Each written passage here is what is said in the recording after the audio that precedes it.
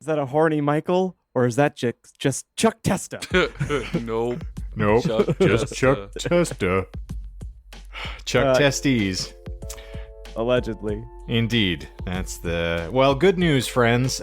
Due to recent laws passed by the Supreme Court, we cannot kill this podcast. Apparently, it's officially alive regardless of how little life it feels is in it. Oh, does that mean this podcast has more rights than me now? Yes. Pretty much. Yes, it does. Oh. Yes. I mean, at this point, and it's really sad. It's funny, but it's sad. I think NFTs have more rights at this point. Yeah. So. But if you get pulled over while driving in an HOV lane in Texas, you can claim I host a podcast and the ideas are with me. So technically, I have another occupant in the vehicle. Ma'am, this is a Wendy's. You heard what I said. That's not a ticket. That's a receipt.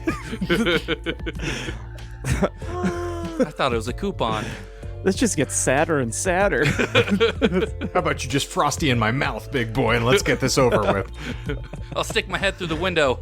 Why don't you soft serve me right in the soft palate. Soft serve me, daddy. Oh, God, what have we done? And thinking of things that are slipping uncontrollably out of tight spaces by the eternal.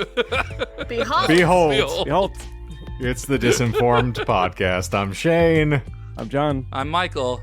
I'm Courtney. And liquid will be the death of us, according to John's stream there. So, just got a case of the mango, and the mango is by far the superior flavor. Is that like the SNL mango?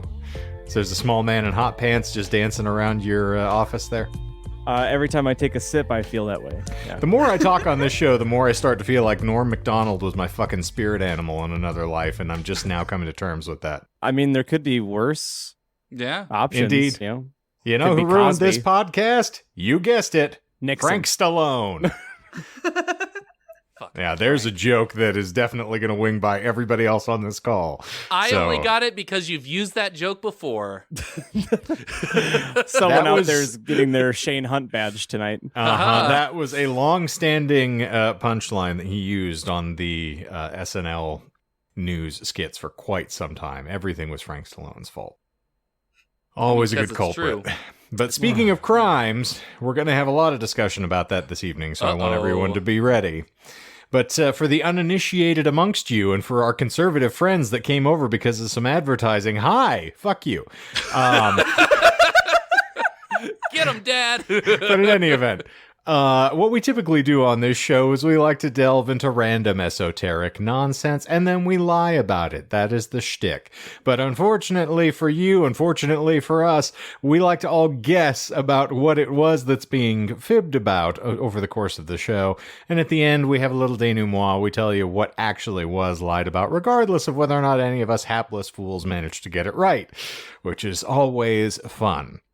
But we're going to go throw you a bit of a curveball this evening. It's going to be slightly different insofar as we're going to be taking a small plane trip to an island in the South Pacific to visit Johnny Depp, and as recompense for all of the wonderful support that we offered online.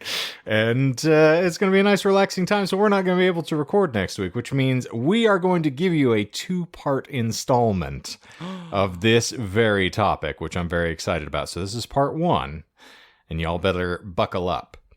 But over the entirety of the topic, we are going to have 8 lies. So I hope that you are ready. We'll keep it interesting at the very least. Anything we want to discuss for the good of the order before I just dive headlong into this nonsense? How do I get out of this chicken shit outfit? I would politely request that you check that shit, Hudson. And leave that shit at the door. That's not in the movie, Michael. Hey, Bishop, man, care. not my hand, man. Watch a goddamn sci-fi movie. You look like a character from one. You know, I could actually see him flying one of the vessels. It seems reasonable. You look like you have almost there energy all over you. I mean, I am almost there. It came from behind. Oh, no. So what you're saying is that Michael is going to be essaying the role of Porkins this evening. So, Oh, In a way. congratulations. In a way. Indeed. I have you now. So, here's the thing, friends. We've all watched too much Star Wars. No. We've all had horrible roommates, right? I mean, it's an unfortunate fact of life for many that to abate the excruciating escalation of the cost of living, you may have been forced to cohabitate with a complete stranger. You know? Yeah. Then your life suddenly descends into nightmare scenarios of taped off bedrooms, labeled foodstuffs, a never-ending string of discourteous conduct, and that's just for the married listeners out there amongst you. Phew, I was hoping you'd say that, because Indeed. Awareness You is just- important. You can also have parents call you a prick. Your parents called you a prick? No, my roommate's parents called me a prick. Are you a prick? No, not then. Well, he Now, thinks you are. probably. Yeah. Well, they were just foreshadowing. Yeah. Is this foreshadowing? It's just as the gypsy foretold. The prophecy has been revealed. We know that Michael doesn't listen to oracles, so... No, not at all. It is known. It has been well established. That reminded me of the first time I had the first apartment I ever had. The first time I had an apartment. I had a random roommate, and I met him through the recording studio, and it was like a little 2-story townhome kind of setup, and there was an upstairs half bath or full bath, doesn't matter. Anyway, the toilet in there Was got there a so tub in gross. there? It was a standing shower. Okay, that's not Once a you go bath. half bath, you can't go full bath. Oh, you Well, can. You can just do half hole. Oh, okay. I'm so glad that I'm with people that are good at math. But the upstairs toilet, like no one cleaned it, and it was like the roommate's responsibility, like on his like chore sheet or something, and it just never got done. And it got so bad and gross in there that we never used the toilet. Like we just would go downstairs, and I'm pretty sure they had to like just bomb the place when we left because of how gross that and Oh black my that toilet God. got because he wouldn't clean it. Yeah, this is a shared experience. I was just telling Melissa about my first apartment that I shared with a pair of friends, one of whom has been on this show previously, so my apologies for the stories I'm about to tell. Uh-oh. But I'm one of those obnoxious pricks who values everything way too much, so I paid extra to have the master bedroom, which was on the first floor of our 2-story apartment, and I had an attached bath.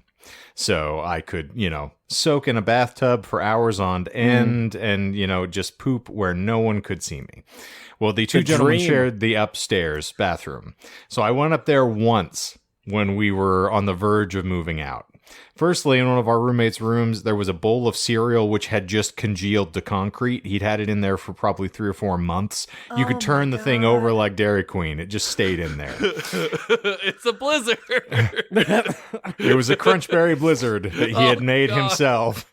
So then I went to dump it in their toilet, and their toilet, I shit you not, I thought they had one of those odd ornamental toilet covers where it's like fur that you get off of Grover or something. No, that was dust, pubic hair, and dried urine that had just congealed on the top of the thing to the extent that it looked like it was a separate layer of material.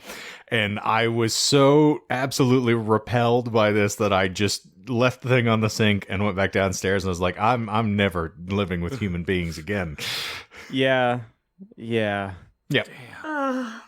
But anyway, you were saying Indeed. about great roommates. The funny thing about all of these experiences is that we've all lived to tell the tale.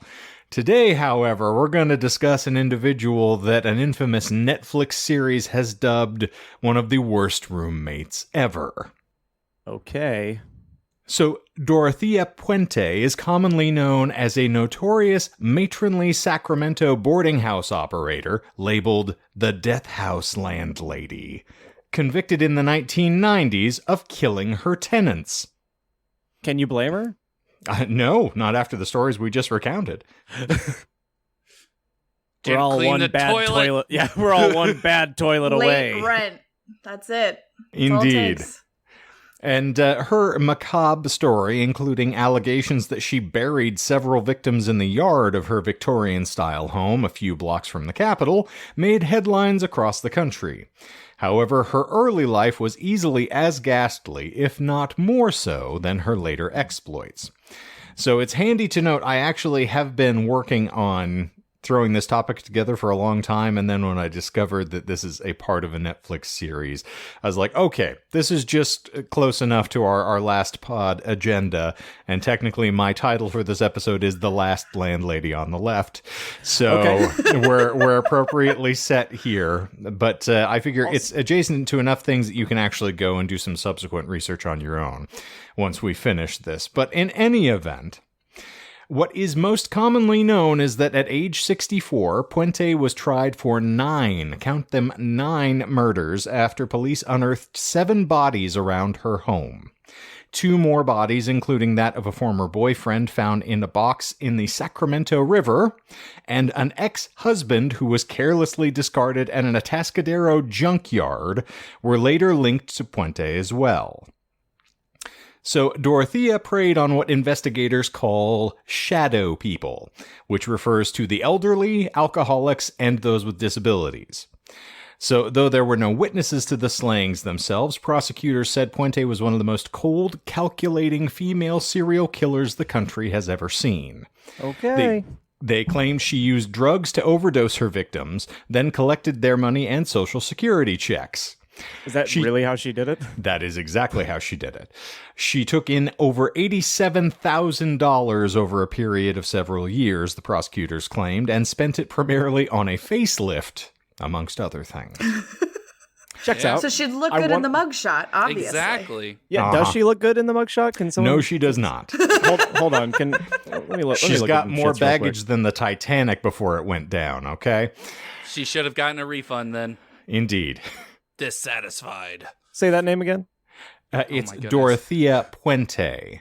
Have And fun I will with not that. have you doing any further I research beyond the picture. I just want the mug shot. Good. It's a hell of a mug. And she wants a different kind of shot. Well, Are we'll you get to kidding that. me? She's hot as fuck, dude. Okay, you're fired. So we've established that John likes granny porn. Now I know why he was so excited for that scene in The Shining. So I if just you love were the way her eyes are sunken into her head. So and how if- it look. Better to see you with. if Estelle Getty's Rose on the Golden Girls got you hot under the collar, then this woman is an absolute 10.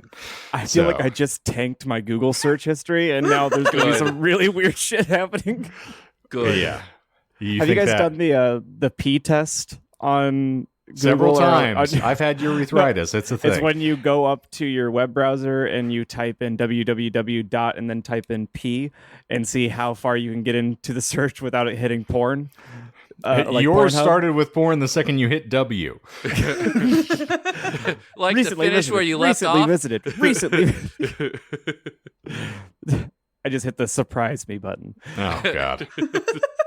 X Hamster Volume 12. So, back year. to another type of P. Puente, despite her Hispanic surname, was actually born Dorothea Helen Gray on January 9th, 1929 in Redlands, California, to Trudy May, née Yates, and Jesse James Gray. These are great names. Jesse He's an James outlaw. Gray sounds made up. You'd think, but it's not. He was Jesse James Gray. It's the 20s. People were still very precious about the 1800s and had the concept that villainy was somehow acceptable because everybody, lived by their wits and hard steel. Tell me that you've played 400 hours of Red Dead without telling me that you've played 400 hours of Red Dead. It's time to wake up, you gruesome bastard. You slip into it too easy. I slip into most things too easy, but that's me. So, Miss Dorothea endured a notably traumatic upbringing, just like those who rode with, gangs back in the 1800s. Go figure. Her parents were both alcoholics, as you'd expect, and her father repeatedly threatened to go commit die in front of his children. Hey, if it gets them to pick up their room, then by all means. Wow, your household just got Can way you stop darker. giving Michael parenting tips, Shane? Like, he doesn't need this. Actually, I'm really fascinated to see what'll happen. It's a sociological experiment on my part. And I have my thumb on the scale. We'll be watching your career with great interest. Oh, it's Just messy. nothing Sand but- gets everywhere. Fucking Star Wars quotes all night tonight. All right. Never find a more wretched hive of scum and villainy. True. So Jesse James Gray, a World War I veteran whose lungs were damaged from a gas attack on the front lines in France. Might have been mustard gas, who knows? He died of tuberculosis in 1937. Ooh. Dorothea's mother apparently lost custody of the children in 1938, as Trudy was reportedly a bit of a promiscuous drunkard who ran with what they would call a rough crowd. And in the 30s, that meant the Klan. Oh. So, yeah, we're all nodding. We're like, yeah, rough crowd, of course, yeah. Yeah, I feel oh. They threw fruit at me after a bad joke. Yeah, no, something different. Allegedly, Trudy was also a part-time sex worker, to use the modern nomenclature. Yeah. She was rarely at home, and when she was, she argued incessantly with Jesse. You're not going to stick up that train today, Jesse James. Quality. So when Jesse passed in 1937, the children were all placed in an orphanage where, naturally, Dorothea then indicated that she was abused physically in ways that require a trigger warning. So I'm just going to put everybody on blast here that there are trigger warnings in the show notes. Go check them because I'm going to need them, as well are you. So in any event, all the welfare workers were apparently very handsy at this particular orphanage. Gross. And so made it a little difficult to get appropriate child rearing there. What a slip of the tongue. Anyway. Gross. Yeah. I was like, there's a joke in there, but I'm not going for it. Yeah, This is I'm why giving you get puns sent to all over the jail. place. Bad Shane. Ooh, bad chain. Indeed. Ooh, slightly aroused now. Oh my God, you fucking stoned hornball every single time. Weed War 2 starts now. The more high he gets, the more he's just like, oh yeah, daddy. He just keeps saying daddy a lot. It's a running gig. It's a running gag. I'm about to have a Oh gig my here. God, look at him. He's using trigger words. Yeah, so we're back to talking about abusing children, please. Can we stay on sorry. topic? Oh. I don't know why I suddenly surged into the Bronx there. Can we stay on topic? So by the end of 1938, Mother Trudy unfortunately met her demise in a motorcycle accident, officially making Dorothea and her siblings orphans. I am trying not to sound so gleeful while I say these things. I promise. Yeah, we don't handle this kind of stuff all the time. So No. it's So I'm not necessarily just making light of this because there are going to be some factoids about Dorothea that we're going to be told here in a moment that are going to call some of these things into question. And that is why I may have a jovial and jocular tone. So Dorothea would cope with her sad and isolated childhood by telling tall tales and fabricating fables about her experiences. We've all been there, right? Never let the truth get in the way of a good story, as I say. Mm-hmm. But by the time she was 16, Dorothea was a working sex worker in Olympia, Washington. She consequently met her first husband, Fred McPhail. I'm just going to run that by you one more time. Fred McPhail. While working at a cat house there. And no, that's not a cat cafe for those of you who are playing the home game. Darn it. You can pet pussy there, just in an entirely different context. Is it This not episode a brought cat to you by- cafe? I mean, I think it is. yes and no. There's fluids there, and they are consumed orally, just... There's a lot of petting. There's a lot of petting. And a lot of fur on the floor. I was gonna. Michael, you were trying to make a Chuck Testa joke, and I felt it. Just wanted to acknowledge it for you.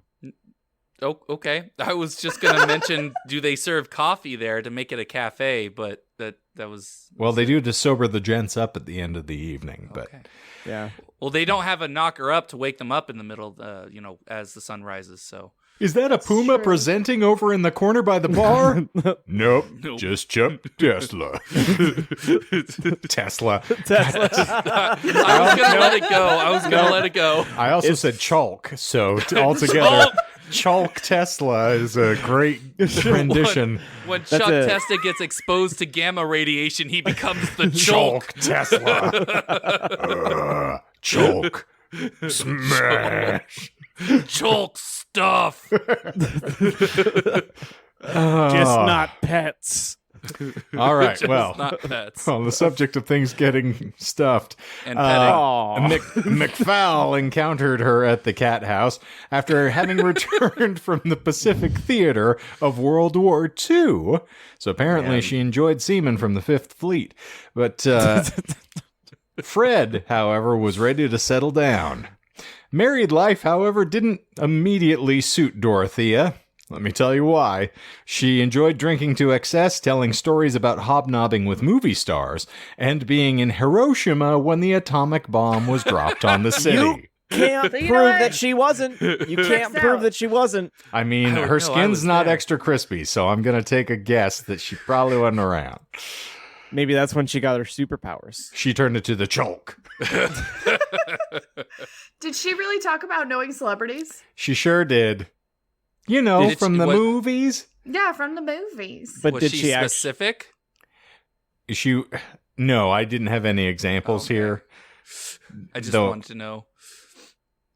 I mean, there's a good possibility she's like, yeah, I hang out with Leo. Did she actually say she was there when the bombs fell? She sure did. Oh my fucking god! Yeah, didn't have a lot of restraint, this one. So, oh, wait, it gets worse. Oh no. So it's kind So- of like what you're trying to lead to saying is that you're not supposed to really like this person. Indeed. If anyone required sensitivity training as they crested into their 20s, Dorothea was in the running. She had 2 daughters between the years 1946 and 1948. She sent one child to live with relatives in Sacramento, which is what I was told happened to one of my dogs when I was a child. And Oh then no. placed the other child up for adoption. So based on these circumstances, as well as a series of unfortunate events, McFowl would ultimately become Gray's first murder victim. Ironically enough, in the spring of 1948, Gray had been arrested for purchasing women's accessories using forged checks in Riverside, California. Now, for those of us who are all too used to just walking up and tapping a piece of plastic on a register these days, the idea of check fraud in general is a little foreign to most. But for those of this age, this was the racket. If you had no money to do anything, I'll just give you a check. You can pay for anything, because it'll be a month before they catch up to you. Unfortunately, they caught up with Dorothea. So she was charged and pled guilty to 2 counts of forgery, serving 4 months in jail and a further 3 years on probation. Ooh. 6 months after her release, she went on to murder her husband and flee Riverside, initiating a crime spree that would scar the face of American decency forever. Was there Now details? notice- Oh, sorry. Go ahead. Oh, please ask your question. Oh, I was gonna say, were there details on like the inciting incident? Oh, Sorry, excuse I'm me. about to detail it for you. Okay. But put I into need my account fix. here that this is 1948. She wasn't apprehended until the 90s. So think about the space we're about to cover. Her cold, dead eyes make a lot more sense. Indeed. So on November the 30th, 1948, McFowl was seen locking up his business, a radio repair shop in Oxnard, California, and making his way onto Interstate 10 to head towards his home in Glendale. The next day, McFowl's car, which contained his wallet, some condoms, and an empty vodka bottle, was found abandoned near the Atascadero State Prison, which is roughly 200 miles away. 2 weeks later, his body was found in a junkyard near Morro Bay, dead from multiple gunshot wounds to the chest. However, without the wallet or identification, his identity was not determined at the time. So the car was significantly removed from where the body was found. While being held for murder in 1992, Gray actually confessed to working as a sex worker along the Southern California highway at the time. Her occasional MO was to approach unsuspecting men under the guise of, as she said, offering a ride before robbing them at gunpoint. It is suspected, as Dorothea would always claim this murder to be an act of self-defense against a violent John as opposed to murdering her husband, that on this day her husband discovered her walking along the shoulder of the I-10, pulled over, and proceeded, as you do, to ask what in the con hill she was doing walking along the side of the interstate. Trying to She's suck also cock. like, firstly, you're on parole, so not a good look. Secondarily, what the fuck are you doing while I'm at work? So, it was believed that he was well aware of the fact that his wife was prone to infidelity and had just come to terms with this, apparently. But this was apparently just a bridge too far. So the two engaged in an argument, which quickly escalated, resulting in Gray reportedly shooting him with a .22 caliber pistol she kept in her purse to facilitate the robberies. She then drove the vehicle to Morro Bay, which is 3 hours away from the scene of the crime, discarded all of her clothing as well as the murder weapon into the water, and then dumped her husband's body out at a junkyard, just kicked it out and drove away. She then proceeded to abandon the vehicle near the state prison in the hopes that it would be considered stolen and left as a getaway vehicle. Jeez. Wow. Yeah. Huh.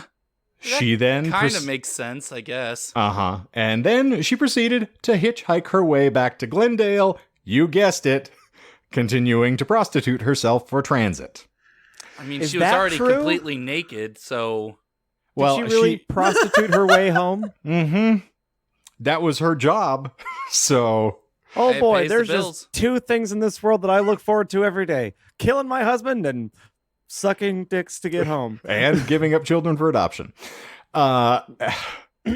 As I mentioned earlier, she would later attempt to claim self-defense while depicting these events to police, falsely claiming that McFile was an intoxicated John she needed to subdue to save herself from being murdered, as opposed to her husband being incensed by her choice of after-hours affairs. Did she actually abandon her clothes? Was she naked the whole She was not time? naked the whole time. There was clothing Okay. in her purse. You do need Got to it. have a bit of wash up, as you would expect. That's fair. I just wanted to make sure because that was what I was picturing in my Yeah. head, and I thought that was just bizarre. No, she was not naked the entire time. Okay. Yeah, Okay. keep it civil, Michael.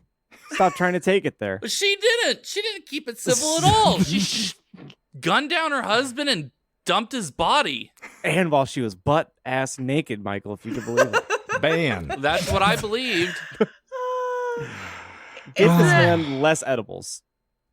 Please continue. Is the highway robbery true? Because I feel like there was another case very similar, so it's really interesting to hear. There is a striking similarity to Eileen Warnos from Yes. later on as well. And Okay. yes. Interesting. Now, I will say she was more prone to prostitution than the robbery. In the robbery. Okay. in general. So technically, yes, that's a bit of a fib. Oh.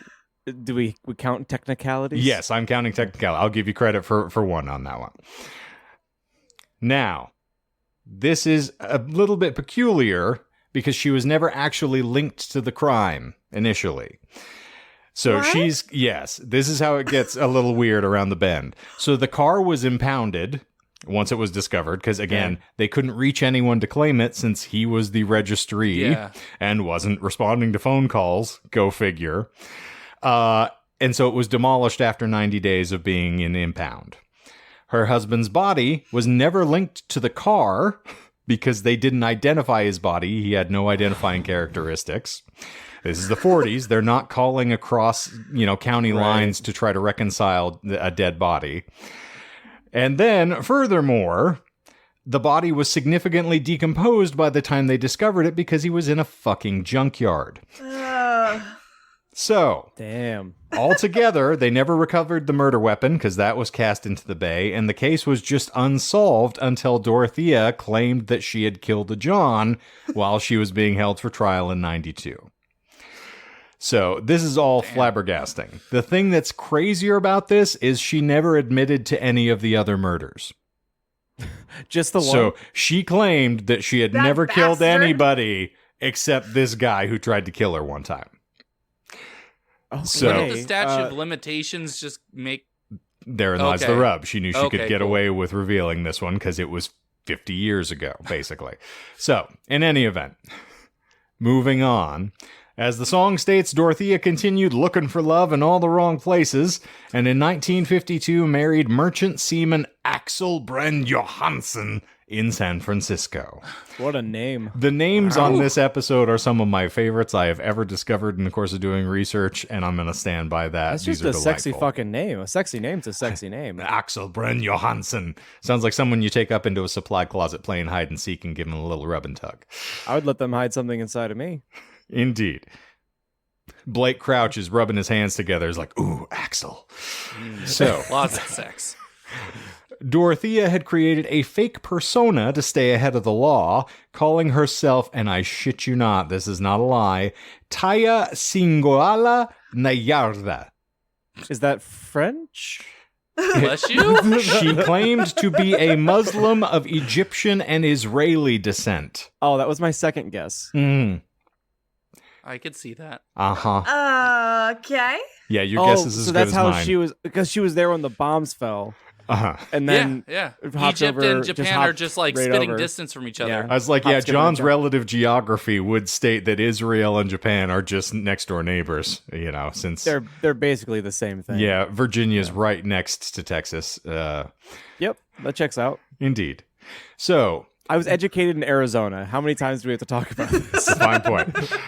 So, unfortunately, Axel and Dorothea had a bit of a turbulent marriage, as you would suspect, since she offed her first husband. Gray would frequently take advantage of his frequent trips to sea by regularly inviting men to the home, and, of course, gambling away all of his money while he was at port. So, such a delightful time. Wonderful one. When she and her hubby fell into financial arrears, she frequently stole checks and continued to prostitute herself to make ends meet. An occasional stint in jail was simply the cost of doing business.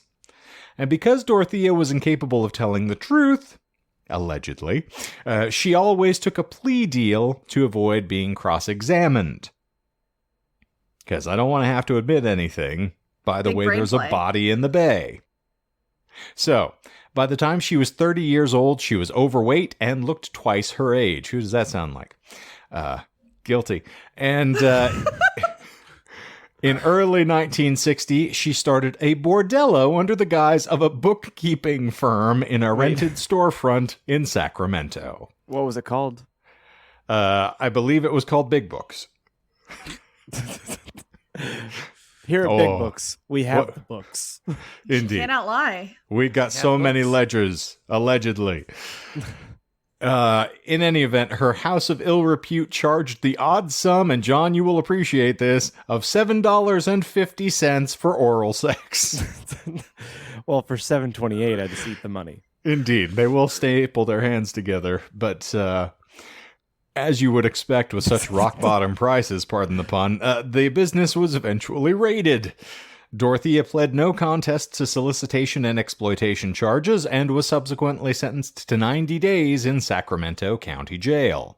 So she's racking up quite a rap sheet here for the material she's actually been apprehended doing as opposed to what she's guilty of. But moving on. She's trying not to turn her hobby into a career. You know? Indeed. She's enjoying it, so she doesn't want to make it a job and then suck the enjoyment out of it. Yeah, because if you love what you do, you'll never work a day in your life. Well, she's sucking the enjoyment out of a number of other things, but that's just left alone. So she never has to work a day in her life. I think what we've established that she's worked a lot of days in her life. A lot of days. It's a lot Yes. of work. Yeah, mostly those are in the county yard, from what I understand. But in any Called a event, blow job, not a blow chore. You know what I'm saying? Truer words have never been spoken. in Look how proud he 19... is of that. I'm Yeah. so proud of it. I like when you guys think I'm an idiot all the time. This isn't a blow job, I blow quit. So, in 1961, Johansson and Dorothea briefly committed to... Wow. I butchered that sentence. In 1961, Johansson had Dorothea briefly committed to DeWitt State Hospital after enduring a slurry of drinking, lying, criminal behavior, and, unfortunately, suicide attempts. While there, doctors diagnosed Dorothea as a pathological liar with an unstable personality. What? Not Dorothea. Indeed. At least the word hysteria Say was not so. utilized, so we can at least get away from that. Well, she doesn't have to worry about hysteria because, it's very easy to take care of that. No, Hysteria hadn't been released yet. Def Leppard let that out in 1987. Very famed record. But, my bad. I Fantastic record. dates always get confused. I'm yes, sorry. you're thinking of High and Dry, I think. Yeah. But, Yes. Yeah. So, You're right. or maybe On Through the Night, their first album, which is just a tour de force. I mean, really fantastic. It's a vehicle, material, but- truly. Indeed. I'll have to give that a listen. You better. You better had. So Gray and Johansson would eventually divorce in 66 because you don't always take being committed in stride, unfortunately. He made it out alive, huh? Indeed. And although Dorothea would continue to use Johansson's name for some time following their separation. So, didn't like the guy, but she held on to the surname. It's a great fucking name. I mean, Indeed. it is, yeah. Dorothea Johansson. It has a better sound, for sure. Yeah. That's what I hear. So you'll notice that this starts to become a pattern for a forward-thinking, enterprising grifter like our young Dorothea here, because she's just got a slew of surnames and AKAs that she can whip out at a moment's notice. So she then assumed the identity of Sharon Johansson, disguising her delinquent behavior by portraying herself as a kindly Christian widow woman. Is that really what she called herself? Sharon Johansson. Yep. That's hilarious. Sharon Johansson. So you have a sex worker named Sharon Johansson? Indeed. I mean, the jokes write Wow. themselves. Yeah. Truly. Wow.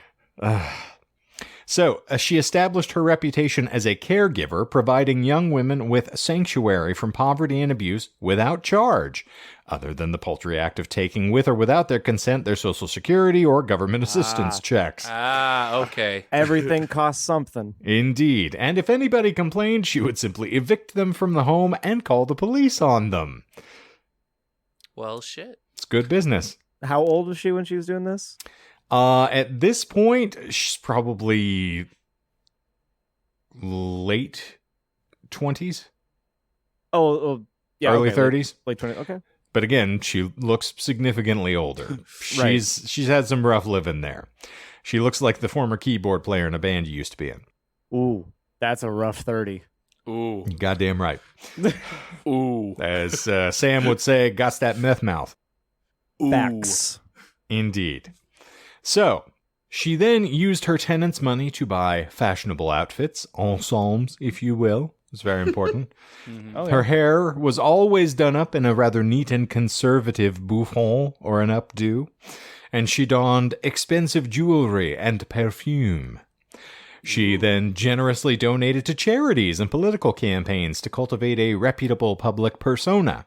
Did she actually, though? Sure did. Of Wow. course. It was part of her fantasy to be a person of importance in the community, and with a community like Sacramento, how could you not? Would you say that this is a serial killer that has delusions of grandeur? Don't they all? And naturally, she was greatly aided by her experience with compulsive lying. Yeah? Something every great politician excels at, right? Doesn't hurt. She told anybody who would listen that she was a former model, actress, doctor, or lawyer, depending upon the day of the week and the phases of the moon. The little orphan that could, of course, climbed out of her self-inflicted hellhole and made a better place for herself. But certainly not for others. In 1968, always on the lookout, of course, for a future ex Mr. Malcolm, Dorothea married Roberto Jose Puente. Obviously, Cise Puente. And after 16 can. months, the couple separated, with Dorothea citing domestic abuse as the main cause. And then she also put an asterisk. She goes, "Can I get Johannes back?" Indeed. Not the person, just the name. The most important thing, I believe, she said on the record when they asked about her relationship was she said that her dog stepped on a bee. But in 1967, she attempted to serve Roberto with a divorce petition, but Puente fled to Mexico. Bye, The- bitch. See ya. The divorce, of course, then wouldn't be finalized until 1973. Still, the two would continue to have a turbulent relationship with Dorothea. Man, Dorothea is a name you got to wrap your face around. Like, really, name, not You her just, face, but Indeed. You just call her Sweet D. Yeah. I mean, you could wrap your face around her face for a price. Everything for a price. Indeed. No, thank you. I'm not sure hungry, thanks. Her face seemed pliant enough based on the ridges that I saw from It'd be most like of the documented Play-Doh, photographs. I when can you swim. put Play-Doh against newspaper and it returns the ink on it. I was thinking more of like Dizzy Gillespie, like pre and post blowing into the horn, just like Oh, okay, that's what you meant. just siphon her off. She looks like Droopy Oh my Dog, God. Michael, okay? So you could get a fold of her face and just pull it. Puts a whole new meaning on sucking faces. I Indeed. hate it here. Oh no! Put her back into the car. She's leaning out again. She's gonna create drag. We're flying off the road, kids. Still, despite their separation and him fleeing into another country, Dorothea then went on to file a restraining order against him in 1975. So this is 2 years after the divorce was finalized, because apparently she just couldn't get enough. And Roberto kept coming back. Despite the drama, she would continue to use the surname Puente for more than 20 years, so she did not angle to go back to the Johannes, unfortunately. Made a mistake. Yeah, I couldn't Disappoint. agree more. So, following the divorce, Dorothea focused on running a boarding house located at 21st and F Streets in Sacramento. She'd established herself as a genuine resource to the community to aid alcoholics, the homeless, and mentally ill individuals by holding AA meetings and assisting individuals with signing up to receive Social Security benefits. And during this time, she also still getting just absolutely shithoused. I'm sure. So is she doing like one of those like tricks where it's like, bring all your booze that you're going to give up, bring them to the meeting. Exactly. I'll hold on to them for you. I'll throw it away. It gets even worse than that, because apparently there was nothing she abhorred more than an alcoholic and a drunk. Of course. And so she would just openly berate people for their inability to, control their urges and then just be hammering booze. So, You are literally saying this to me with your head in a toilet. That's still better than you. You're a fucking bitch. Don't know how to hold your liquor. You're fucking wow, sick. did she start a band? And you're going down.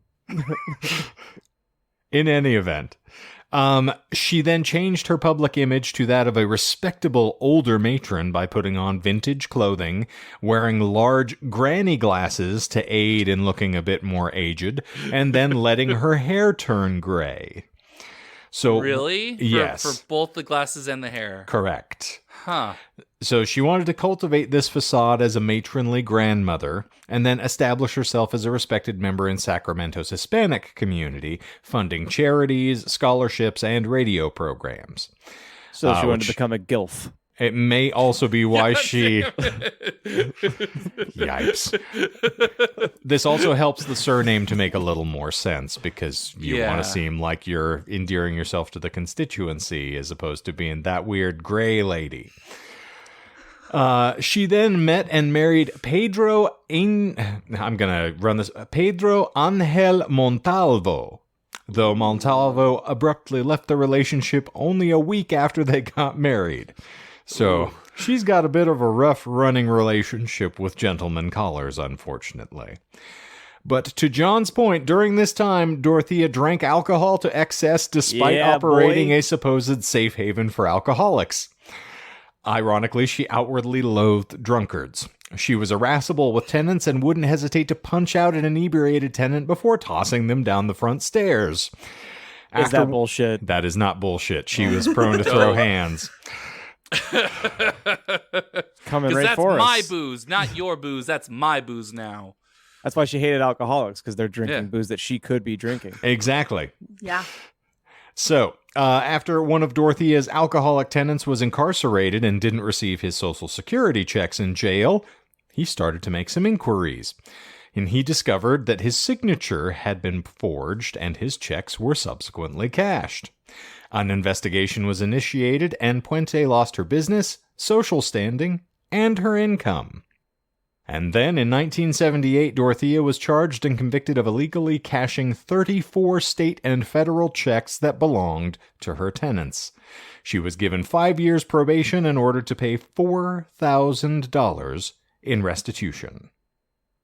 I think that is an excellent place for us to leave off because we are prior to getting into any of the real nasty nitty-gritty here, so we'll leave a little something for folks to wait for on the second episode, and gives us an opportunity to, refresh ourselves for a moment before we finish up. But, so you've gotten a lie, and that is handy. So she was not actually primarily robbing folks out on the highways and byways. She was mostly out there looking for lovin', because that's a great way to make As money. you do. Mm-hmm. But she did have a gun. Just in case. Just in case. Like you have do. to be protected. Indeed. Got to use protection. Yep. It's very important. There were condoms found on the husband's body, so I suppose, well, not on the body, in the car. On the body. And because On. of what he had just found out, those were sad condoms. Indeed. Sad condoms. So I think that is going to give us a moment to have a brief reprieve, but thank you all for being here, and this is going to be the first episode where we leave without telling you what the full breadth and depth of the lies were. I know. Dun, dun. Terrible, but I don't want to spoil the surprise for those I'm a that are wreck. taking part in the episode here. But as I said, I might record a little bit at the end here just to kind of catch everybody up if we need to. We'll see. But in any event, I think that is going to give us a brief end to this particular episode. So thank you all for being here. As always, we do have a slew of relevant socials in our link tree in the show notes, so you can check us out anywhere that you would like to stay on top of us. Michael's shorts are as popular as ever over on the Tubes of You, but we've got a slew of content winging your way. We just talked about Stephen King's Mr. Mercedes the other day, and it was delightful and really appreciated the opportunity. And I see that Courtney's already finished Finders Keepers, so I think we're going to be catching up on that far faster than we'd expected. Anything else for the good of the order for those who are on the call? No. Don't forget All to right. tip your waiters and waitresses. Tip them. Damn near killed them. There you go. All right, well, I think that is going to bring things to a close, and so for the well, I do have to say that contrary to what Dorothea would say, I hope something great happens to you today. Oh, that good. you don't wind up just tossed carelessly into a junkyard somewhere in California. But I want that noted on the record. So, for the Disinformed podcast this week, I'm Shane. I'm John. I'm Michael. I'm Courtney. And zippity zoop, we're out of here.